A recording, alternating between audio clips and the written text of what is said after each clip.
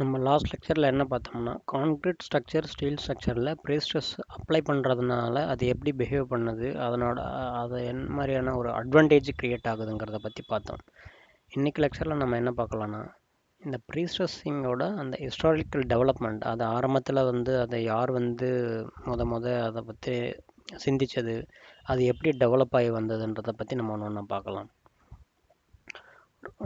1886 அந்த காலத்தில் இருந்தே பார்த்திங்கன்னா நிறைய இன்ஜினியர்ஸுங்க அதை ப்ரீஸ்ட்ரெஸ்ஸிங்கோட கான்செப்டுக்காக ட்ரை பண்ணியிருக்காங்க. அதை பற்றின நிறைய பேசியிருக்காங்க. இருந்தாலும் அது எதுவுமே சக்ஸஸ்ஃபுல்லாக வரல. ஏன் வரலன்னா ப்ரீஸ்ட்ரெஸ்ஸிங் ஆரம்பத்தில் அவங்க ஃபேஸ் பண்ண மெயின் ரீசன் என்னென்னா, அவங்க சாதாரண ரீஇன்ஃபோர்ஸ்மெண்ட் இருக்கு இல்லையா. இப்போ நம்ம அன்டென்ஷன் பார் மேக்ஸிமம் எவ்வளோ ஆகும், FE 500னா 500 மெகாபாஸ்கல்லே அது லோட் கொடுக்கும்போது அது ஹீல்டாக ஆரம்பிச்சிடும். அப்போயே அதில் டிஃபர்மேஷன் நிறையா இருக்கும்.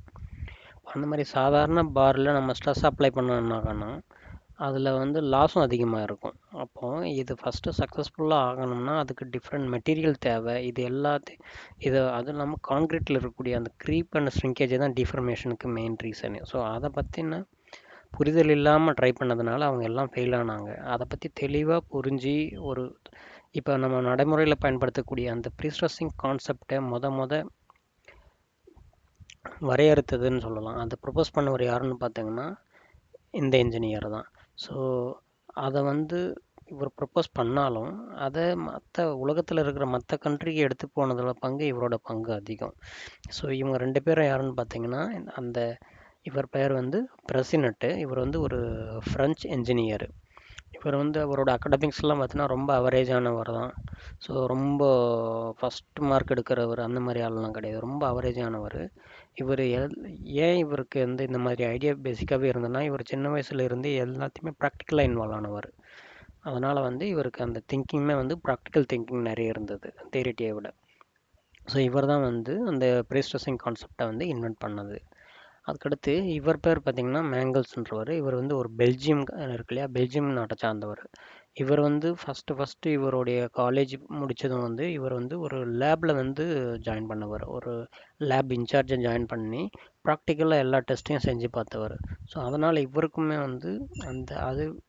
அதோட இவருக்கு நேச்சுரலாகவே ஒரு டீச்சிங் இதெல்லாம் ரொம்ப நேச்சுரலாகவே இருந்தது. ஒரு விஷயத்தை எளிமையாக மற்றவங்களுக்கு எப்படி புரிய வைக்கலான்றதில் இவர் ரொம்ப திறமைசாலி. ஸோ அதனால் இவர் என்ன பண்ணாருன்னா, இவர் கண்டுபிடிச்ச இவர் மற்றவங்களுக்கு சொல்கிறதுல திறமையானவர் இல்லை. இவர் நிறைய புதுசாக இவரோட நேமில் நிறைய பேட்டன்ட்லாம் இருக்குது. ப்ரீஸ்ட்ரெஸ் ரிலேட்டடாக எல்லாமே இவர் அந்த பிரசிடென்ட்னு இவர் ஒரு கம்பெனியே ஆரம்பிச்சிருக்காரு ஃப்ரெஞ்சில்.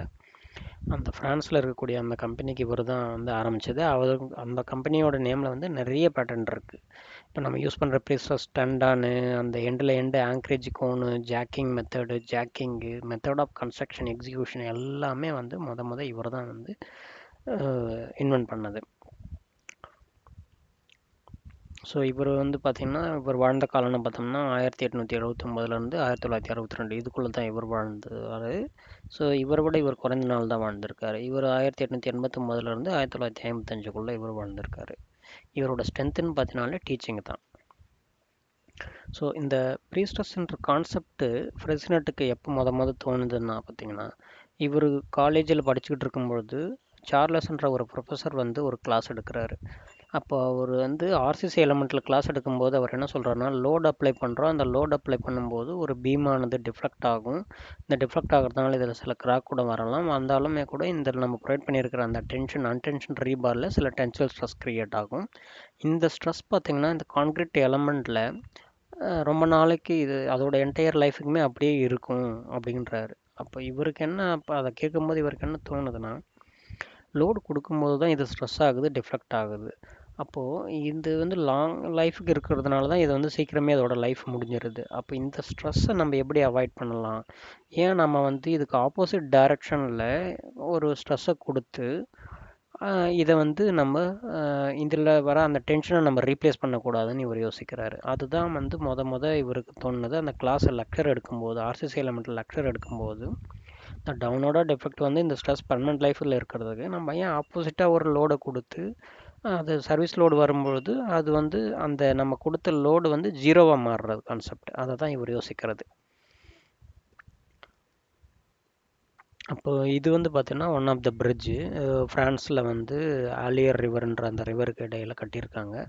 இது வந்து பார்த்திங்கன்னா இது மாதிரி ஒரு 3 பிரிட்ஜ் வந்து கட்டுறதுக்கான டெண்டர் வந்தது. அப்போ வந்து எல்லாரும் பிட் பண்ணதில் வந்து 1/3 ஆஃப் த காஸ்ட், அதாவது 3 பிரிட்ஜ் கட்டுறதுக்கு ஒரு அமௌண்ட் சொல்கிறாங்கன்னா அதில் ஒரு பிரிட்ஜோட காஸ்ட்லேயே நான் 3 கட்டி கொடுக்குறேன் அப்படின்னு சொல்லி அந்த ஒர்க்கை எடுத்து அதை வந்து சக்ஸஸ்ஃபுல்லாக கட்டி முடித்தவர் தான் பிரசிடென்ட்.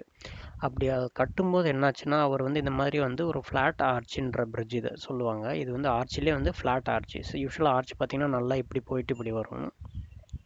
ஸோ இந்த ஆர்ச் பார்த்திங்கன்னா ஃப்ளாட் ஆர்ச். ஸோ இந்த ஃப்ளாட் ஆர்ச்சோட ஸ்பேன்லாம் இங்கே போட்டிருக்கோம் இல்லைங்களா, இது 67.5 மீட்டர் 72 சென்டிமீட்டர். இப்படி கட்டி முடிக்கும்போது கட்டி ஒரு 1 இயர் ஆகலை. அந்த டயத்தில் என்னாச்சுன்னா இதில் வந்து இவர் வந்து பிரசிடென்ட் என்ன பண்ணுறாரு, இதில் வந்து க்ரீப்னால் வந்து ஒரு டிஃப்ளெக்ஷன் வருது, டவுன்வர்ட் டிஃப்ளெக்ஷன் வருது நிறைய, ஒரு 1 மீட்டருக்கு டிஃப்ளெக்ட் ஆகுது இது. அப்போ அவர் என்ன புரிஞ்சுக்கிறாருன்னா, நம்ம க்ரீப்பையும் ஸ்ட்ரிங்கேஜை ஒழுங்காக அண்டர்ஸ்டாண்ட் பண்ணாமல் நம்ம கட்டிட்டோம், இது வந்து டிஃப்ளெக்ட் ஆகிட்டே போகுது, இப்படியே இது க்ரீப் நடந்ததுன்னா இது வந்து ஃபெயில் ஆக வாய்ப்பு அதிகம்னு இவர் வந்து உணர்றாரு. அப்போ அதுக்காக அவர் என்ன பண்ணுறாருன்னா வந்து இந்த 72 மீட்டர் ஸ்பேனோட அந்த க்ரௌன் பாயிண்ட்டு தான் வந்து கீழே டிஃப்ளெக்ட் ஆகிட்டே வந்துக்கிட்டு இருக்குது. இப்போ இதுக்கு ஒரு சொல்யூஷன் என்ன பண்ணலான்னு யோசிக்கும்போது, இந்த க்ரௌன் பாயிண்ட் இருக்கு இல்லைங்களா, அந்த க்ரௌன் பாயிண்டில் வந்து கொஞ்சம் போர்ஷனை வந்து அவர் ரிமூவ் பண்ணிவிட்டு அங்கே இது வந்து ஒரு ஜாக் வைக்கிறாரு. ஜாக் ஹரிசாண்டலாக வச்சு, இப்போ இதில் ஒரு எக்ஸாம்பிள் காமிச்சிருக்கேன், இந்த மாதிரி இங்கே ஒரு ஹெவி லோடு கொடுக்குறாரு. இதை தான் வந்து ப்ரீஸ்ட்ரெஸ்ஸிங் லோடுன்னு சொல்கிறோம். இப்போ இங்கே வந்து டெண்டான் அந்த மாதிரிலாம் இல்லை. இப்போ நம்ம யூஸ் பண்ணுறீங்களா கரண்ட்டாக பார்த்தீங்கன்னா ஹை டென்சில் வயர்லாம் இருக்குமே, அது லேட்டராக இவர் ப்ரொப்போஸ் பண்ண மெத்தட். இதுதான் வந்து ஸ்டார்டிங் ஸ்டேஜில் இங்கே ஒரு லோடு கொடுத்தா என்ன ஆகுனா, இது கீழே டிஃப்ளெக்ட் ஆனதும் லைட்டாக மேலே நகரும், அதே சேம் டைம் இதில் உள்ள ஒரு கம்ப்ரெசிவ் ஸ்ட்ரெஸ் ஜென்ரேட் ஆச்சு. ஸோ இது மாதிரி ஜென்ரேட் ஆகும்போது இங்கே ஒரு கேப்பும் க்ரியேட் ஆகுது. அப்போது நம்ம ஏற்கனவே பார்த்தோம், இது ஃபஸ்ட்டு டிஃப்ளெக்ஷன் மெயின் ரீசனே இதில் இருந்த க்ரீப்பும் ஸ்ட்ரிங்கேஜ்னு பார்த்தோம். அப்போ இந்த க்ரீப்பும் ஸ்ட்ரிங்கேஜும் வந்து எப்போ நடக்கும்னு பார்த்தீங்கன்னாலே யூஸ்வலாக கான்க்ரீட்டில் வந்து அது கேஸ் பண்ண வருஷத்துலேயே வந்து 90% க்ரீப்பும் ஸ்ட்ரிங்கேஜும் முடிஞ்சிடும். ரிமைனிங் 10% வந்து என்டையர் 100 இயர்ஸ்னால் மீதி இருக்கிற 99 இயர்ஸ்லாம் நடந்துக்கிட்டு இருக்கும்.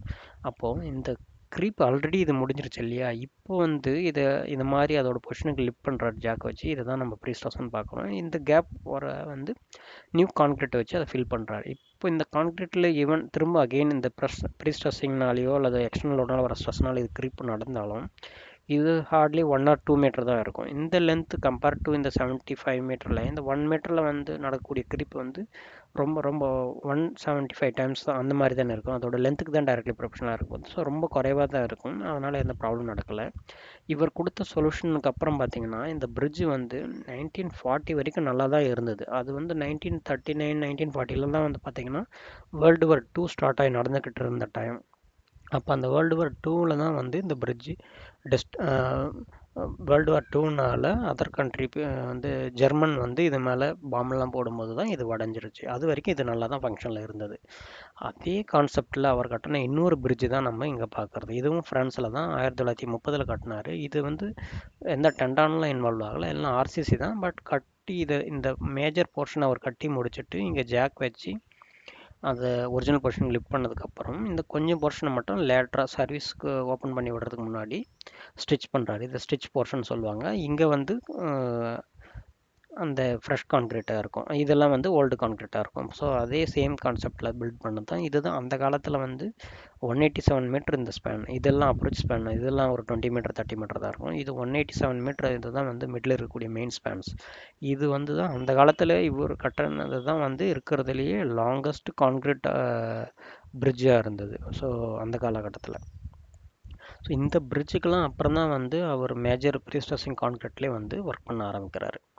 அப்போது அந்த 1928 அந்த பிரிட்ஜில் நடந்த அந்த க்ரீப் அண்ட் ஸ்ரிங்கேஜ் எல்லாம் அவர் அப்சர்வ் பண்ணதுக்கப்புறம் தான் வந்து அவர் பிரசிடென்ட் வந்து ஒரு இப்போ கரண்ட்டாக யூஸ் பண்ணிட்டுருக்கோம் இல்லையா, அந்த மாதிரி ஒரு காமன் ப்ரொசீஜரை ப்ரீஸ்ட்ரெஸ்ஸிங்க்கு அவர் ப்ரப்போஸ் பண்ணுறாரு.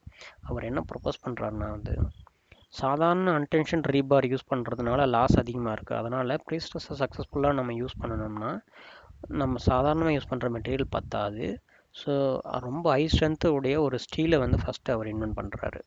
ஸோ அதுதான் நம்ம இப்போ பார்க்குற டெண்டான்ட். அதெல்லாம் வந்து ஆல்மோஸ்ட் 3 to 4 டைம்ஸ் வந்து நார்மல் ஸ்டீல் இருக்கு இல்லைங்களா, FE500ன்னு சொல்கிறோம், அந்த ஸ்டீலை விட ரொம்ப ஸ்ட்ராங்காக இருக்கும். இப்போ அந்த ஸ்டீலை சாதாரண கான்க்ரீட்டோட யூஸ் பண்ணாலும் கான்க்ரீட் வந்து ஸ்ட்ரிங்கேஜினாலும் ஒரு க்ரீப் அண்ட் ஸ்ட்ரிங்கேஜினால் லாஸ் இருக்கும். அதை வந்து ஹை ஸ்ட்ரென்த் கான்க்ரீட்டோட, அதனால தான் நம்ம கோடிலே கூட ஸ்பெசிஃபை பண்ணியிருப்பாங்க. இப்போ ஆர்சிசிக்கு மினிமம் கிரேடு M25னா ப்ரீஸ்ட்ரஸ்க்குலாம் வந்து பார்த்திங்கன்னா M40 மினிமம் கிரேட்னு சொல்லியிருப்பாங்க. அது ரீசன் என்னன்னா லாஸ் அவாய்ட் பண்ணுறதுக்காக தான். அப்போது ஹை ஸ்ட்ரென்த் ஸ்டீல் தேவை, ஹை ஸ்ட்ரென்த் கான்க்ரீட், இதெல்லாம் வந்து பிரசிடென்ட் தான் ப்ரப்போஸ் பண்ணுறாரு முத. இப்படி ஹை டென்சில் ரீன்ஃபோர்ஸ்மெண்ட்டை ப்ரீஸ்ட்ரஸ் அப்ளை பண்ணும்போது ஹை ஸ்ட்ரென்த் கான்க்ரீட்டோட இப்படி டிஃப்ளெக்ட் ஆகிருக்கும். ஸோ அது சர்வீஸ் ஸ்டேஜில் இந்த மாதிரி ஸ்ட்ரைட்டாக இருக்கும். ஸோ இதில் எந்த வித டென்சில் ஸ்ட்ரெஸ்ஸுமே க்ரியேட் ஆகாது, கிராக் ஃபார்ம் ஆகாது. ஸோ இதுதான் அவர் வந்து அந்த லெக்சர் சார்லஸ் அவருடைய லெக்சர் மூலயமா அவர் மைண்டில் வந்ததை அவர் ரியலாக வந்து அப்ளை பண்ண மெத்தட். கிட்டத்தட்ட ஒரு 30 வருஷம் எடுத்துக்கிட்டாரு இது சக்ஸஸ்ஃபுல்லாக கொண்டு வர்றதுக்கு. ஸோ இப்போ நம்ம பார்க்குறது பார்த்திங்கன்னா வந்து அவர் பிரசிடென்ட்டே வந்து டிசைன் பண்ணி கன்ஸ்ட்ரக்ட் பண்ண ஒரு பிரிட்ஜ். இதுதான் வேர்ல்டுலேயே ஃபஸ்ட்டு ப்ரிகாஸ்ட் ப்ரீஸ்ட்ரஸ்டு அண்டு செக்மெண்டல் பிரிட்ஜ் இது. ஸோ இது வந்து ஃப்ரான்ஸில் தான் 1930லேயே இவர் டிசைன் பண்ணி எக்ஸிக்யூஷன்லாம் பண்ணியிருக்காரு. இவருக்கு அடுத்து பார்த்தீங்கன்னா அமெரிக்காவில் மொத கட்டின பிரிட்ஜு, அதுவும் லாங் ஸ்பேன் பிரிட்ஜுன்னு பார்த்தீங்கன்னா வந்து நம்ம இன்னொருத்தர் பார்த்தோம் இல்லையா, பெல்ஜியம் இன்ஜினியர், அவர் தான் மேங்கல்ஸ், அவரும் டிசைன் பண்ண பிரிட்ஜு. இது வந்து பார்த்திங்கன்னா 3 ஸ்பேன் இருக்குது. இது அப்ரோச் ஸ்பேன் பார்த்தீங்கன்னா 22.6 மீட்டர் இருக்குது, மெயின் ஸ்பேனு 47.3 மீட்டர் ஸ்பேன் இருக்கும். இது எல்லாமே ஐகார்டர் பிரிட்ஜு. இந்த ஐகார்டரோட டெப்த் பார்த்தீங்கன்னா 2 மீட்டர் இருக்குது. சென்டர் டு சென்டர் இந்த ஐகார்டர் வந்து பார்த்தீங்கன்னா 1.5 மீட்டர் இருக்குது. ஸோ இதில் இந்த பிரிட்ஜெல்லாம் பார்த்தீங்கன்னா இப்போ இருக்கக்கூடிய கன்வென்ஷனல் மெத்தட் படி இதெல்லாம் கன்ஸ்ட்ரக்ட் பண்ணது. இது ஜஸ்ட்டு ப்ரீசஸ் ஜாக் மூலயமா ஜஸ்ட் கான்க்ரீட்டில் டைரெக்ட் அப்ளை பண்ணுறதில்ல. இந்த 2 பிரிட்ஜ்லேயுமே வந்து டெண்டான் இருக்கும், ஹை டென்சில் ஸ்ட்ரென்த் டெண்டான் இருக்கும், எண்ட் ஆங்க்ரேஜிங் எல்லாமே இருக்கும். இப்போ நம்ம கரண்ட்டாக என்ன மெத்தட் யூஸ் பண்ணிகிட்ருக்கோமோ அதே மெத்தடில் இவங்க 1940-50லேயே கட்டினது பிரிட்ஜுங்க அது. இப்போது பிரசிடென்ட் வந்து இன்வென்ட் பண்ணியிருக்காரு ப்ரீஸ்ட்ரஸ் கான்க்ரீட்டை. ஸோ அவர் தான் வந்து ப்ரீஸ்ட்ரஸ் கான்க்ரீட்டுக்கு ஒரு இம்பார்ட்டன்ட் பர்சன். அவருக்கு ஈக்குவலி இம்பார்ட்டன்ட் யாருன்னு பார்த்தீங்கன்னா மேங்கல்ஸ். ஏன் அவரும் இம்பார்ட்டன்ட்னா, பிரசிடென்ட் வந்து அவர் இன்வென்ட் பண்ணாலும் அவர் சொன்ன மெத்தடை வந்து நிறைய இன்ஜினியர்ஸ்க்கு வந்து அக்செப்ட் பண்ணிக்க முடியல, ஏன்னா அவர் புரிகிற மாதிரி சொல்லலை. அப்போ மேங்கல்ஸ் வந்து கிளியராக வந்து எக்ஸ்பிளைன் பண்ணி அவர் ப்ரீஸ்ட்ரஸிங் கான்செப்ட் புக்ஸை நிறைய எழுதினார். அது இல்லாமல் நிறைய லெக்சர்ஸ் கொடுத்தாரு. இப்போ பிரசிடென்ட் கொடுத்ததெல்லாம் பார்த்திங்கன்னா டீட்டெயிலாக இல்லை, சும்மா டிஸ்கிரிப்டிவாக இருந்தது. அது ப்ராக்டிக்கலாக புரிஞ்சுக்கிற மாதிரி இல்லை. அதனால் வந்து மற்ற இன்ஜினியர்ஸ் அதை அக்செப்ட் பண்ணல. ஏன் இன்னொரு ரீசன் பார்த்தீங்கன்னா, பிரசிடென்ட் வந்து ப்ரீஸ்ட்ரஸ் கான்க்ரீட் வந்து இது ஒரு புது கான்செப்ட்னாரு. ஸோ அப்போ ப்ராக்டிஸிங் இன்ஜினியர்ஸ் யாரும் அது வந்து புது கான்செப்ட்டுக்கு போக விரும்பலை. ஆனால் இவர் என்ன சொன்னார்னா, அது புது கான்செப்ட்லாம் இல்லை, சேம் கான்செப்ட்லேயே சின்ன டீவியேஷன் மாதிரி சொல்லி இவர் எக்ஸ்பிளைன் பண்ணார். ஸோ அதனால தான் வந்து மேங்கல்ஸ் வந்து அந்த இவருடைய ஐடியாவை வேர்ல்டு ஃபுல்லாக இன்றைக்கி நம்ம யூஸ் பண்ணிகிட்ருக்கிறதுக்கான மெயின் காரணமே வந்து மேங்கல்ஸ் தான். ஸோ இது மாதிரி ப்ரீஸ்ட்ரஸ்ட் கான்க்ரீட்டோட டிசைன் எப்படி பண்ணலான்றதை பற்றி நம்ம இன்னும் கூட டீட்டெயிலாக இன்னொரு வீடியோவில் பார்க்கலாம்.